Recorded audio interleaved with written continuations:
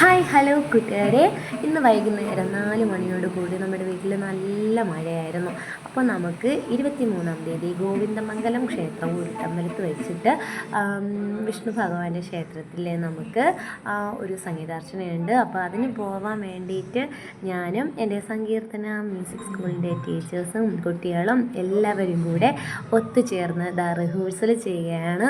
അപ്പോൾ നല്ല മഴ പുറത്തുണ്ട്, തണുപ്പുമുണ്ട്, ചൂടുമുണ്ട്, ഒരു വല്ലാത്തൊരു അന്തരീക്ഷമായിരുന്നു. അതിനിടയിൽ നമ്മുടെ സംഗീതം പൊളിച്ചന്തസ്സായിരുന്നു. അങ്ങനെ എനിക്കൊരു കൊച്ചു കൂട്ടുകാരനുണ്ട് അവിടെ. അപ്പോൾ നമ്മളെല്ലാവരും കൂടെ ഇരുന്നിട്ട് ഓരോരുത്തരായിട്ടുള്ള ഇൻഡിവിജ്വലും അല്ലാതെ ഗ്രൂപ്പായിട്ടുള്ള പാട്ടുകളും എല്ലാവരും നന്നായിട്ട് നോക്കി ടീച്ചർ അതിൻ്റെ തെറ്റുകുറ്റങ്ങളൊക്കെ പറഞ്ഞ് മനസ്സിലാക്കി നമ്മളെ മുന്നോട്ട് കൊണ്ടുപോയി. നല്ല രീതിയിലുള്ള ഒരു സായാഹ്ന സന്ധ്യയായിരുന്നു ഇന്ന് എനിക്ക്. അപ്പോൾ എല്ലാവിധമുള്ള സപ്പോർട്ടും ടീച്ചറിൻ്റെ ഭാഗത്തു നിന്നും കൂടെയുള്ള എല്ലാവരുടെ ഭാഗത്തു നിന്നും നമുക്കുണ്ടായി. അപ്പോൾ എൻ്റെ വിശേഷങ്ങളായിട്ട് ഇനി എൻ്റെ ചാനലിൽ 23-ാം തീയതി ഗോവിന്ദമംഗലത്തിൻ്റെ വിശേഷങ്ങളുമായിട്ട് ഞങ്ങളെത്തും. അപ്പോൾ നിങ്ങളുടെ എല്ലാവരുടെയും സപ്പോർട്ട് എനിക്ക് ഉണ്ടാവണം. എല്ലാം നല്ല കുളിർക്കുന്ന പാട്ടായിരുന്നു. എനിക്ക് നല്ല ഇഷ്ടപ്പെട്ടു ഇന്നത്തെ എൻ്റെ സന്ധ്യാനേരം.